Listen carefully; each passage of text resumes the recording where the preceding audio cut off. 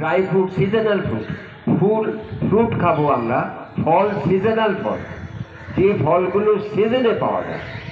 আখরোট শীতকালে খেতে পারো, কিন্তু গরমকালে আখরোট ক্ষতি করবে। তা যে সমস্ত ড্রাই ফ্রুট সঙ্গে রাখবো, বাজারে এটা সেটা নাকি আমরা রাস্তাঘাটে বেরোলে ব্যাগে করে একটা প্যাকেটে একটা এতে আমি রাখি সাধারণত একটু ড্রাই ফ্রুট, একটু চিনে বাদাম, একটু ছোলা, একটু বাদাম, একটু ছোলা, একটু কাজু বাদাম, এগুলো যেগুলো পাওয়া যায়। আর যে ফলগুলো সেই ফলই খাবে, সিজনাল ফল, সিজনে অফ সিজনে কোল্ড স্টোরেজে রাখা ফল খাবে না, কোনো উপকার নেই। তা সেই রকম সিজনাল ফল খাবো, অল্প স্বল্প একটু ব্রেকফাস্টের সময়, আর সব সময় পরিমিত খাওয়া। কোনো সময় পেট ভর্তি হয়ে গেল সেই খাবার আমরা খাবো না, পরিমিত। তাহলে আমার ফ্যাট বাড়বে না, কোলেস্টেরল বাড়বে না, সব কিছু ঠিক থাকবে। খাওয়া দাওয়ার মোটামুটি এই সকালবেলা দাঁত মাজা, অনেকে জিভ ছোলে, ওই জিভ ছোলা দিয়ে মেটালিক কখনো না, এই দেখো এইসব বাদাম ফাদাম সঙ্গে সঙ্গে থাকে, সব রকম ফ্রুট থাকে, তারপর সঙ্গে করে নিয়ে দিচ্ছে, এখানে লাগবে না।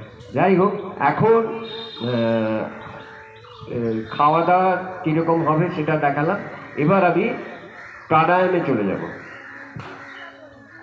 হ্যাঁ, জিভ ছোলা, আঙুল দিয়ে, 3টে আঙুল দিয়ে, আর এটাকে সিংহাসন বলে। গলাটা এইভাবে, শুনতে খারাপ লাগে, কিন্তু ওটা 3বার 4বার করে করবে, তাহলে গলা মাইক সেটিং গলা হবে। হ্যাঁ, যারা গান করে তাদের গলা গান হবে, তাদের ভালো গান করতে পারবে।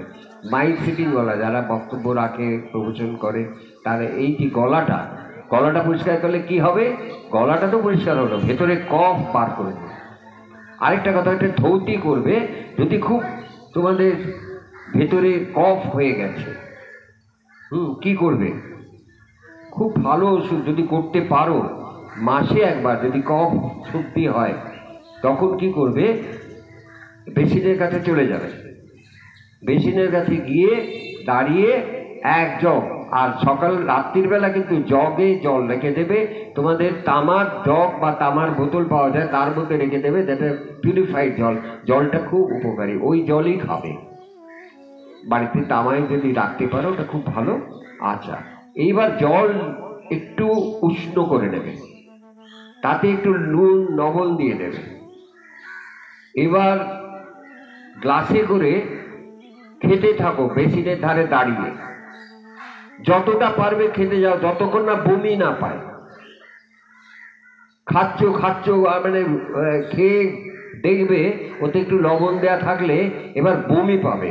এবার ওই হাত দিয়ে, ওই আঙুল দিয়ে ওই বার করে দাও, ওই জল দেখবে পিচকারির মতন বেরিয়ে যাচ্ছে, তার মধ্যে সব কফ বেরিয়ে যাচ্ছে।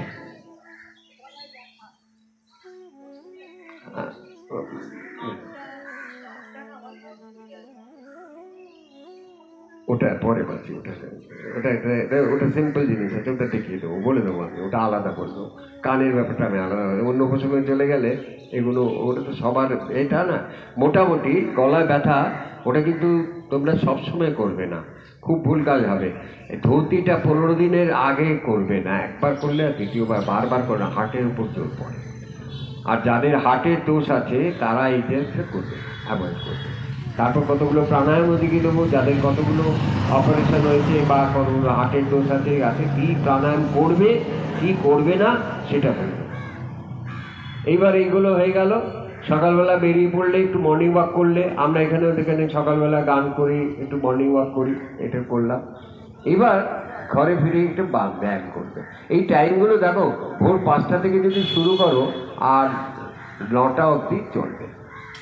আর এই ঘরে গিয়ে প্রাণায়াম করলে, আর পারপক্ষে যদি চা না খাওয়া যায় ভালো হয়, আমি একটা চা করে দেখেছি, খুব ভালো লাগে। তোমরা যদি সেটা চায়ের জায়গায় কি করো, তুলসী পাতা আর আদা থেতো করে দিয়ে, আর একটু মিষ্টির জায়গায় গুড়ের পাউডার বা গুড় দিতে পারো, দিয়ে যদি চা খাও, তোমরা যে চাটা খাও তার চেয়ে অনেক ভালো চা, খুব উপকারী। আর তুলসী পাতা, তুলসীতে সর্দি কাশি, এগুলোর নামও নিশান থাকবে না, কিচ্ছু থাকবে না, যদি তোমরা তুলসী পাতা দিয়ে চা খাও। আর চা খেলেও দুধ চা খাবে না, তাতে অম্বল অ্যাসিডিটি হয়। দুধ চা যতটা কম খাওয়া যায় ভালো, আর ওতে অম্বল অ্যাসিডিটি সমস্ত হয়। তা ওই লিকার চা অল্প সকাল বিকেল খেতে পারো যদি দেহাত খাও। তারও একটা উপকারিতা আছে, কিন্তু অপকারিতার বেশি। এইটা এই গেল। এইবার আমরা প্রাণায়ামে চলে যাব। একটু বিরতি, একটু জিরিয়ে নাও, ভেবে নাও কারো